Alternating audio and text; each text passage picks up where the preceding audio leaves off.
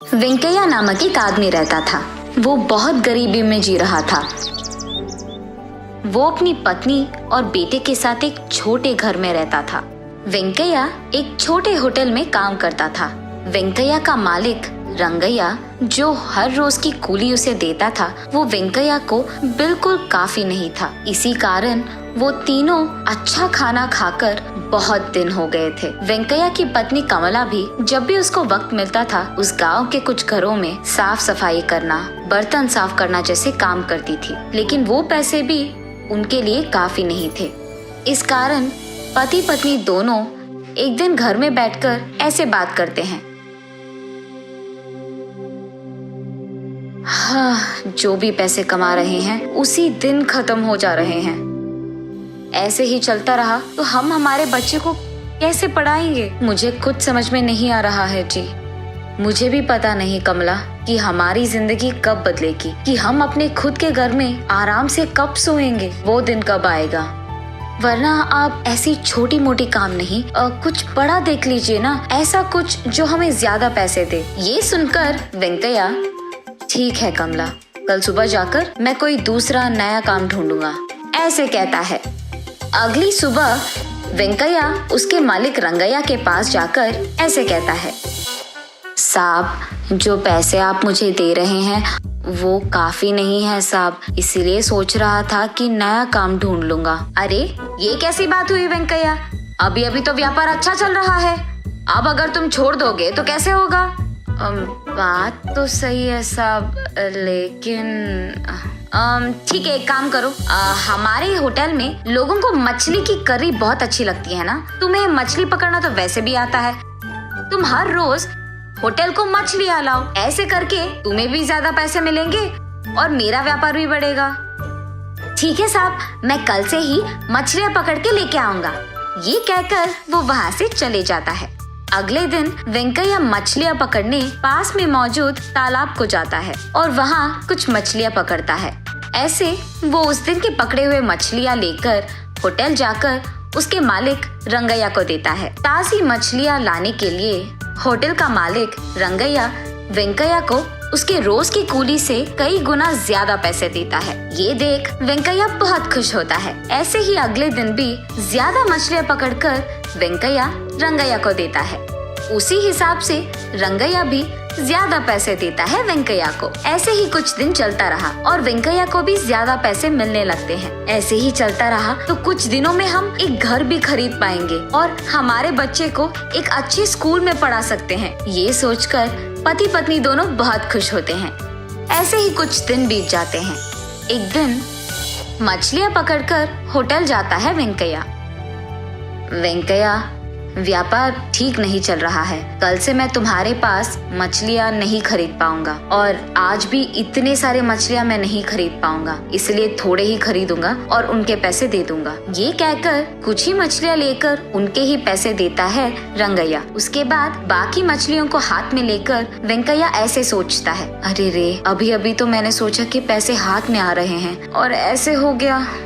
ऐसे ही दुख में वो अपने घर जाता है। घर जाकर जो कुछ भी हुआ वो अपनी पत्नी कमला को बताता है। रहने दो जी, जो आया वो आया, जो गया वो गया, अब क्या ही करेंगे, हमारे नसीब में तो इतना ही लिखा है शायद। ठीक है, चलो आज के लिए मैं खाना तो बना लूंगी। ये कहकर वेंकैया के लाए हुए सारे मछलियों में से बड़ी मछली को काटते ही उसके अंदर उसे सोने की बड़ी मूर्ति दिखाई देती है। उसे देख कमला आश्चर्यचकित हो जाती है और तुरंत उस मूर्ति को वेंकैया के पास ले जाती है।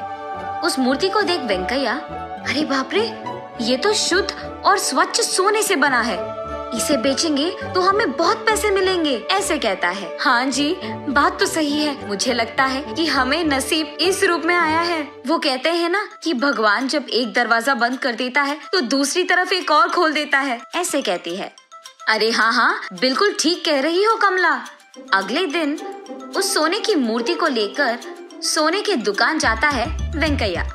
वहाँ का मालिक उस मूर्ति को जांचकर ऐसे कहता है, अरे ये तो बहुत पुराना मूर्ति है और इसका मूल्य बहुत ज्यादा है, अब तुम्हें देने के लिए मेरे पास उतने पैसे तो नहीं है। अरे रे, अब क्या करेंगे साहब?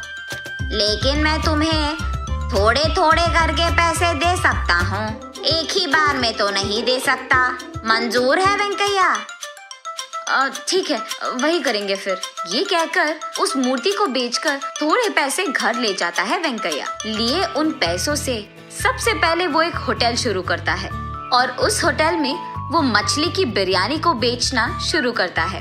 रंगैया के मछली की करी के अलावा उस गांव में किसी ने भी अब तक मछली की बिरयानी नहीं बनाई है, इसीलिए वेंकैया की होटल की बिरयानी एकदम बहुत प्रसिद्ध बन जाता है। इस कारण वो उसके होटल में कुछ लोगों को काम भी देता है और क्योंकि वेंकैया वेतन ज्यादा दे रहा था, ये सुनकर रंगैया के होटल में काम करने वाले लोग भी वेंकैया के होटल जाकर काम करने लगते हैं। ये सुनकर रंगैया वेंकैया के पास जाकर ऐसे कहता है, क्या वेंकैया, मेरे होटल में काम करने वाले लोगों को भी तुम्हारे होटल में काम करने के लिए लगा दिया तुमने? तुम्हारे वजह से मेरा व्यापार खराब हो गया है। तुम कूली का काम करते हुए मछलियाँ पकड़ते थे, एक बार में जब नसीब बदल गया तो अकड़ चढ़ गया दिमाग को। साहब, मैंने उनसे ये नहीं कहा कि आपके पास काम बंद करके मेरे पास काम करने आ जाए। उनको काम चाहिए था और मेरे पास काम था तो मैंने दिया, बस। जरा मैं भी तो देखूं कि कितने दिन तुम ऐसे ही व्यापार चलाओगे। व्यापार चलाना आसान नहीं होता है वेंकैया, हमारे परिवार में ये बहुत सालों से आ रहा है। एक बार जो नुकसान आ गया ना, तुम वापस कूली का काम ही करने लगोगे।